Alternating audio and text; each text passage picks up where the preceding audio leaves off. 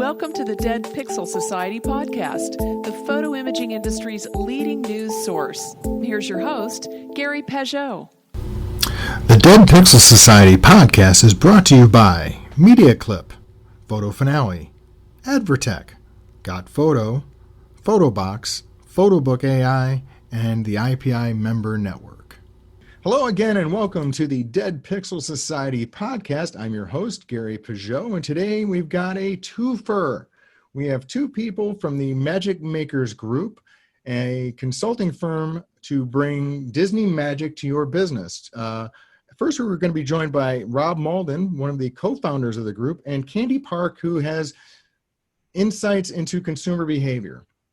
Rob, can you introduce yourself to the audience and let us know what we can learn from the MagicMakers Group? Hey, Gary, thanks for having us on, and I really appreciate you having us on for this time. Let me introduce you to the MagicMakers Group and to myself.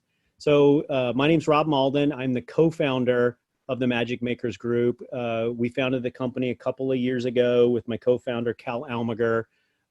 The MagicMakers Group is an amalgamation of 20 former Disney executives and experts with over 350 years of Disney tenure under our belts, and many, many other companies. We help companies with their overall customer experience. We focus in a bunch of different areas, traditional areas that you would think about from the theme park, hotel, cruise line, retail, all of the kind of big businesses you would imagine in kind of the theme park and attraction space. My background, as where you and I know each other from, is the souvenir photography space. So having spent 21 years at Disney, my last 10 years at Disney, I oversaw the Disney PhotoPass business in Florida, California, and then kind of consulted with the other theme parks around the world. So I have a deep knowledge in the souvenir photography space. That's just one of what we call studios of expertise that the MagicMakers Group brings to various experienced businesses throughout the world. And Candy, can you share with us a little of your background and what you bring to the party? Sure. And hi, Gary. It's nice to meet you, by the way. Rob mentioned that we have studios of expertise within the MagicMakers Group, and I lead the Consumer and Employee Insights Group, which is really a fancy way for saying research.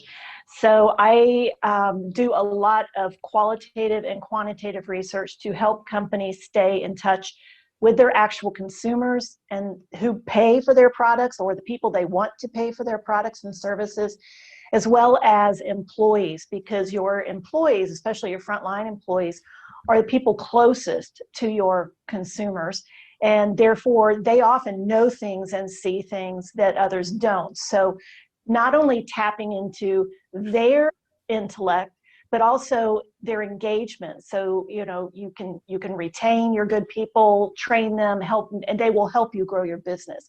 So I spent 17 years at Disney, and I did work in pretty much all the business units. I did spend the bulk of my time with Disney Cruise Line, so I'm well acquainted with photography in that standpoint. But I've also worked on photography projects in the parks, and 8 years in private consulting after that. And I kind of often forget my 10 years in public academia, because that research is very different. That's like black, white, whereas in consumer research, there are definitely shades of gray. Mm-hmm. But I love it because I just get to be honest. I get to be nosy, and I get to be honest for a living. So let's touch a little bit of first, Candy, on the employee research. I think that's one of the things where businesses, especially larger businesses, can overlook. Because there's a lot of action right now in getting consumer feedback or employee feedback, acting on it. But is there a way this can be structured in a way to actually make it more useful? Because a lot of the employers that I speak with are just inundated actually with employee feedback, and not all of it is valuable. Not even all of it is actionable. Yes, that's a great question. It depends on your business, and it depends on what you want to learn. So one of the key flaws I see in companies that are going out and doing it is they're asking, sometimes they ask questions they have no intent of asking, acting on. Don't ask somebody about their pay and benefits if you already know you're not going to change their pay and benefits. Don't, and because you're just going to frustrate the heck out of them. So good employee research, what we did at Disney is we had a whole systemic approach, and it was tied to the guest. So it was really, the focus of the research was around how can we help you provide the best service possible to guests? Do you have the tools and resources you need? If not, what are they?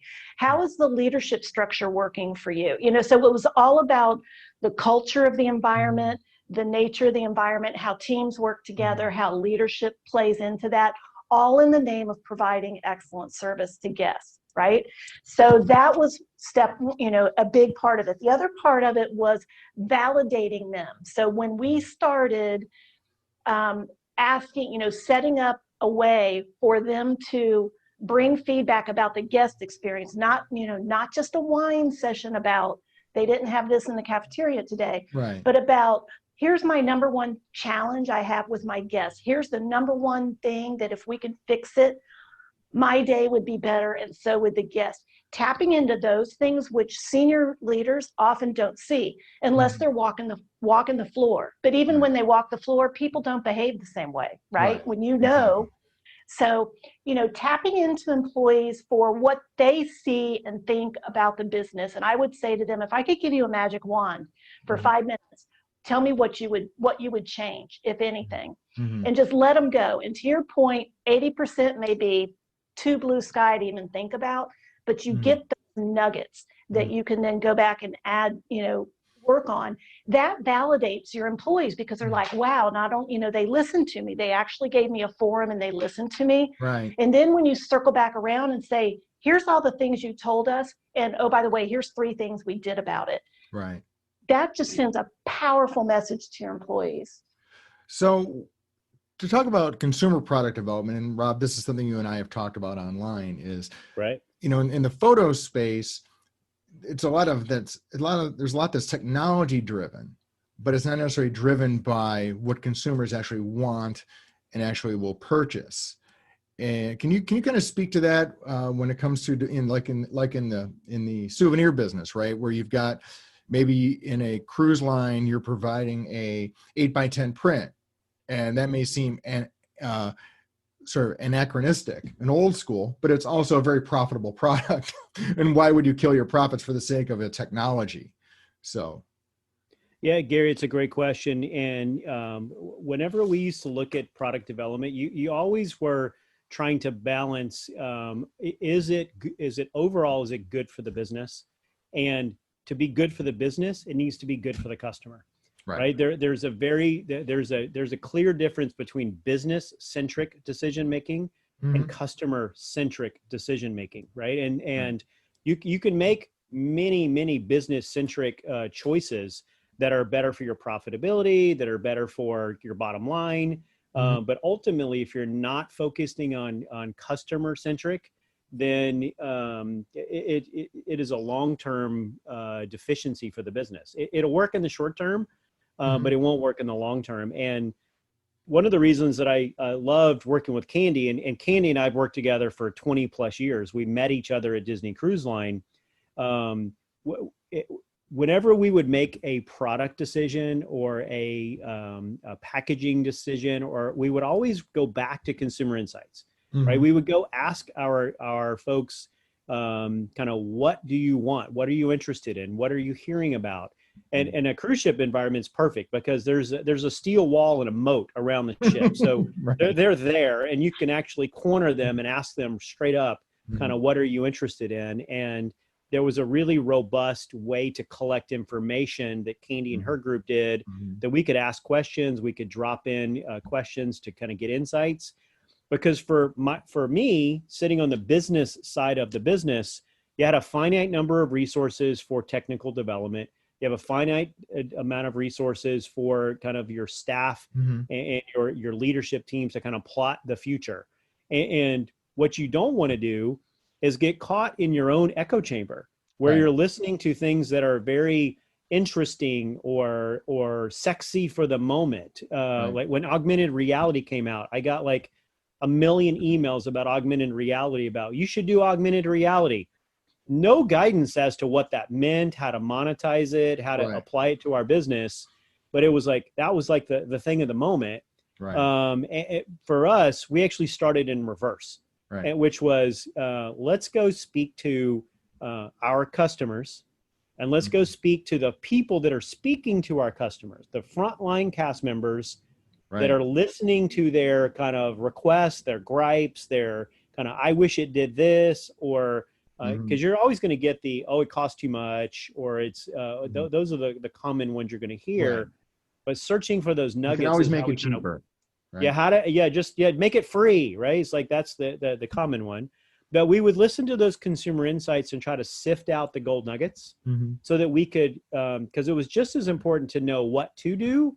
It was just as important to know what not to do. Right. We didn't want to lose time. We didn't want to burn resources because we thought something was cool or sexy or interesting or trendy at the moment to do that. So Candy is like we have a bunch of examples that we've talked about of things that we've done from a product standpoint.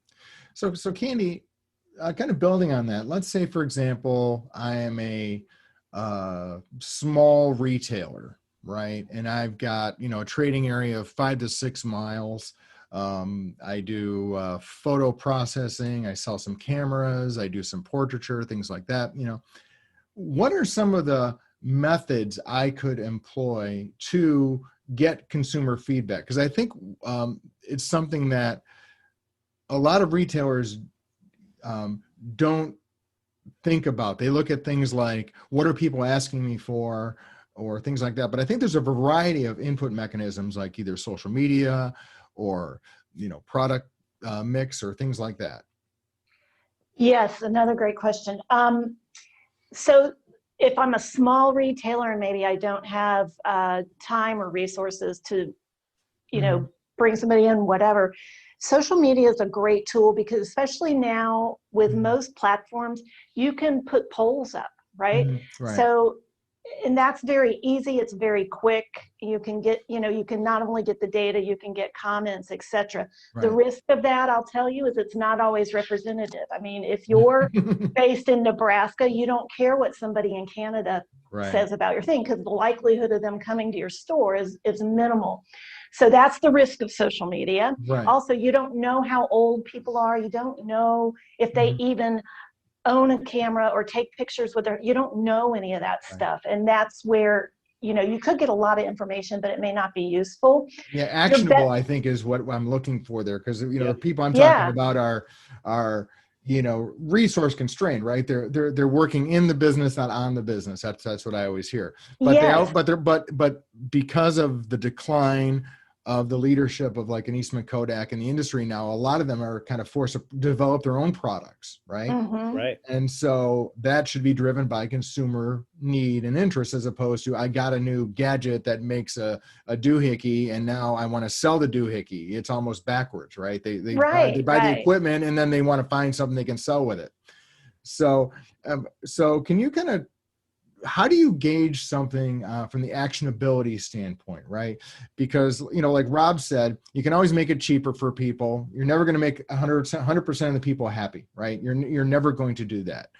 So is there a way to look at something and say, this is worth doing or this is not worth doing? In terms of asking the question, or in terms of, because I mean, the first thing I always counsel people on is you have to have an objective. You have to know why the information. And actually, when I work with clients, what I do is we play it all the way out. So what are your objectives and what are the sample, we then hypothesize, what if we learn this? What are you going to do about it? What if we learn this? What are you going to do about it? And if they can't come up with it, then it's not worth going after. Some of the beneficial work is when you have those wild hair ideas, but you don't know, you concept test. You go out and you put it in front of actual people who would buy that product. Those are the people you want to talk to. The people who are going to try to sell it, those are the people you want to talk to say, well, yes, this is a great product, but there are no marketing points around it, or it's not sexy to look at, or it's, whatever the issue is. And then from a consumer standpoint, they may say, yeah, it's really cool, but I have 5 other gadgets that do that. Why do I want another one? It's like the app story. If you do app research, you'll learn the same thing. If they can find one to consolidate, then they can drop 15 off their phone. Right. So now, you mentioned something that was kind of interesting, actually, which was employee buy-in, right? Because I think that's the other piece of this that I think is missing, whereas leadership comes up with a product, but the actual frontline people don't buy in. Oh, I have a great story from like this week. You are so right, because your employees are not only your brand, they're your mouthpiece. So let's see if I can do this without slamming any companies. I have a neighbor who was having issues with her internet service. And so she's polling all of us in the cul-de-sac. Who do you use? Who do you use? Who do you use? And I said, research, right? Yep. And she goes, because I called for the 3rd time and my service guy came out and said, well, you know what the problem is we just don't have good equipment. The employee told her that I can't fix this because our equipment isn't good enough. And so she switched to our carrier, because I'm like, I don't have that problem. Right. But he's the one that told her. So yeah, if your employees don't buy into it, or if they don't know how to be the right mouthpiece for it, or if they're not comfortable being the right mouthpiece, you're sunk. But on the other hand, I mean, I find that kind of, I wouldn't say refreshing, but that the employee was actually very candid with a potential customer. I mean, I would actually, almost keep an eye on them to see, are they improving? Are they going to replace equipment? Or are they just selling, or are they just like, hey, I'm going to sell you something and I'm going to toe the company line and I'm going to try and sell you something, whether it will do the job or not. So that's kind of interesting. Hey, Rob. Yeah, Gary, that's an important point too, right? Because when whenever we would do product development and business development in the photo space at Disney, we were very, very tightly aligned with our frontline operations team, right? We had a weekly meeting that we met with every frontline operating manager, and we would bring them into our office to expose them to the developmental roadmap. Right. Because we wanted to bring them along in the journey, have the ability to kind of influence the cadence and what we were doing, because this ties into kind of what MagicMakers does. It's about brand promise and delivering on operational excellence. And I used to say all the time to my frontline operations team is like, look, I can only go as fast as you can absorb the work. Right. You have to be a complete supporter of what it is. Technology needs to work. You need to understand the reason why we're changing our pricing, our packaging, our delivery. Right. And really, it was creating, if you didn't have that buy-in from your employee group, it could be a serious, it would just slow you down.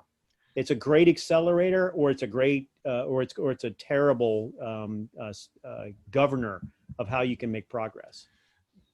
Years ago, I was fortunate enough to attend some Disney Institute sessions in Orlando. And that's really where you get an education on that commitment, kind of the top-down commitment, because you see some behind-the-scenes stuff, you see some frontline people, and see some you don't, see the, people, characters out their heads off or anything like that. But I mean, you're certainly seeing cast members at all different levels. Right. And that's where I think one of the most impressive things is everyone is on message in the organization. Right. What are some of the ways an organization can reinforce their message across the various levels? Like you said, you may have the top management who think one thing and the people who are frontline thinking another, and you want them to have the same objectives. It seems to me like that's a constant concern of every organization, and I'm sure that's something that MagicMakers can help an organization with. Yeah, that's another great question, Gary, and it is absolutely something that MagicMakers can help with, because it's built into the DNA of where we were trained. Right, we have someone in our group, Michelle Reynolds, who leads kind of the employee and culture side. She ran the Disney University for 10 years, that kind of set the role and purpose for a Disney cast member. From the first hour that they step on property, for their training, they're explained what their role is and what their purpose is. Right? Everybody has a role when you're a role in the show. Right? From a Disney standpoint, everybody knows you're making hamburgers, or you're picking up trash, or you're interacting with guests, or you're a front desk host. That's your role.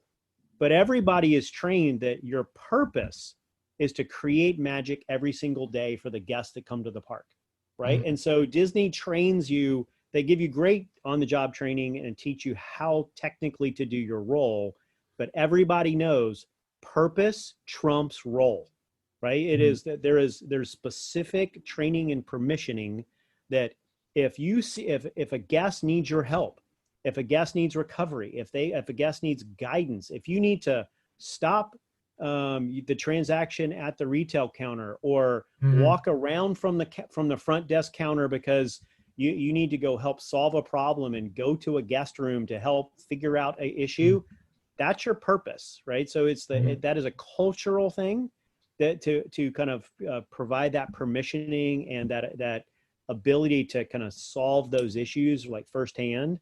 And that once people really understand not only their role, but their purpose, then they take stock in the business. They develop a deep personal responsibility of how they deliver what your product is. And it's just from a job to a career. It's just from it's just a different level of buy-in. Now, in the age of COVID, we've had a reduced amount of face-to-face interactions. Yes. With people. I mean, obviously the theme park business is under stress. Most entertainment venues are under stress. But hopefully, as this opens up, is there anything you can share about, in the meantime, about electronic or virtual customer service that could be improved along your lines? Yeah, there's a lot of things that can be done. So we do hope that the entertainment business and the photo business, candidly, hopes to come back and kind of come back to where we were in 2019 and before. But it is a very difficult situation, and we've all had to put into place kind of the safety and sanitation necessary things to be able to have those interactions. But from a Disney standpoint, we used to train, and you probably heard in one of your Disney Institute classes, it's like how to turn a transaction into an interaction. Right. An interaction has a different level of connection, and you're trying to develop and have an emotional connection with folks. Right. So that there's reasons that Disney that you wear a single name tag that has your hometown on it, right? It creates an immediate connection to go, oh, Gary, you're from Michigan. I'm from Michigan. It's like, I know people there. Where are you from? And it creates those interactive moments where it's not just a transactional moment. So that happens in the digital space as well, right? Whether it's call centers or virtual connections, I think that's there's lots of options to do that. It's like my daughter just actually interacted with her school yesterday where she needed to speak to a guidance counselor, and they had set up this very interesting kind of using Zoom, where they were actually using Zoom breakout rooms to someone would call in, and she called in, and they would triage her a question, put her into a Zoom breakout room, and a guidance counselor would come in and answer her specific question. That type of kind of entrepreneurship in the digital space is going on everywhere, whether it's online chat or utilizing Zoom video.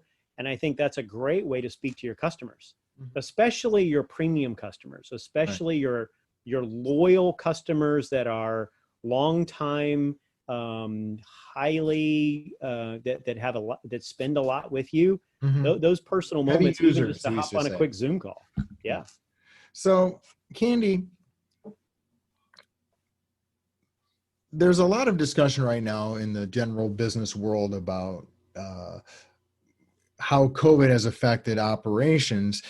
And do you have any insights into, is this an anomaly if and when COVID passes, let's say in sometime 2021, things will get back to normal. Then there's always the discussion about the new normal, right? That the changes that have happened aren't going away. Had a conversation recently in a previous podcast in the school photography space where someone said, hey, this is, we're doing contactless now forever. We're not going to be interacting with students one-to-one anymore in the way we used to interact. Is there any insights you can provide on this trend? Is this something that people can anticipate going back to normal or the new normal? That's the question of the day, isn't it? So I think what I'm hearing, what I'm seeing in the stuff I have my fingers in, and again, going to people, whether they be business people or consumers, I think it's a little of both, because I think some businesses, for example, are finding incredible efficiencies to the new way they operate. So Right. I think they may keep some of those practices, but they're also looking at, but we really want to get back to X, Y, Z. Mm-hmm. The consumers are the more interesting ones, and I think there may be both a regional and a generational difference. I think there are some people who would very happily go right back to the way things were in 2019, 2018. And I think there are others who say, and they say now, I will always be more cautious than I ever was. Right. I may not always wear a mask, but I'm going to be a lot more conscious of germ spreading. So Right. I think that one thought alone is going to dictate a certain amount of operational impact. I think that differs by industry. I think it differs by location. And that's why, whenever we get the question, we just always raise the flag of, you need to make sure you're talking to your consumers. They're the ones who are going to tell you what they're going to tolerate. You want to know what's going on in grocery stores? You need to talk to people who shop in grocery stores. And the frontline people who are taking care, right. yeah, and who, by the way, are also exposed. So right. It's so tempting in times like this, and especially with technology and stuff, to just try to knee jerk and make a reaction and say, yeah, let's just do it. Right. But now more than ever is when you need to be tapping into people, because you don't know, what they think may not be what you think. Right. And it depends on your personal situation. Have you had anybody close to you be infected? Are you high risk yourself? All of those things impact the way you think. Mm-hmm. But you need to look at your consumer base. So that's, what decisions are you trying to make? And then you structure your stuff to go figure that out, but you don't take a guess on it, especially something like this, because this has so disrupted so many people, Right. employers and employees alike. And those scars are going to be there for a long time. And so you've got to be careful with how you step. With operations that literally stopped moving, right? Cruise ships stopped. The spring school photo season was stopped. It is very hard to test kind of what those consumer notions are, right? That we didn't know in March and April kind of how we were going to react to it. It was still an environment of fear, and no one really knew how to react to it. Now people are starting to sort that out, and so I've talked to some folks that have said, I'm going to wait and I'm going to start my operation how it was before, and I'm going to react to to how things are going.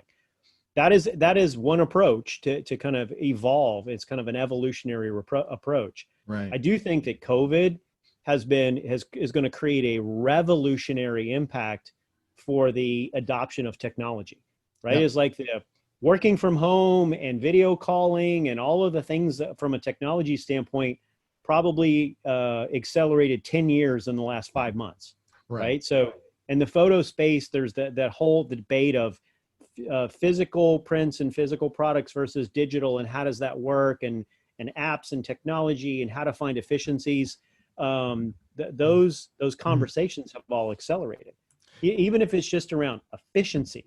Right? How do I use tools to edit my photos? How do I use photo or digital tools to create digital storefronts? Right? So all those efficiency tools, everyone's going to need to look deeply at, to figure out how they can kind of make their business as efficient as possible, but without losing the personal touch and the artistry of photography. That's a whole, there's an interesting balance and mix on how do you do that. Right. Yeah. I think the phrase you used there was the right one in the sense you said accelerated, because I think that, especially in the retail channel that I talk to frequently, there's this idea that some retailers like independents didn't have apps. They just had websites, right? And maybe the offerings, they just offer things they could do in-house. They weren't outsourcing any of their production. Well, this changed that. COVID changed that in a hurry.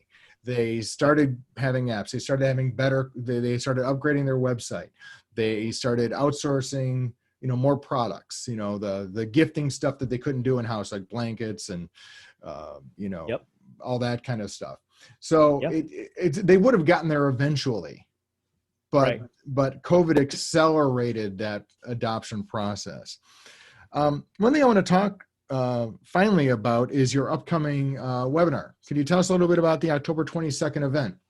Yeah. Coming up on Thursday, October 22nd from 2 to 3 p.m., the MagicMakers Group, we're going to be hosting a webcast webinar, free, complimentary to all, where we're going to be telling untold Disney customer service stories. Horror stories because it's Halloween, or happy stories? Happy.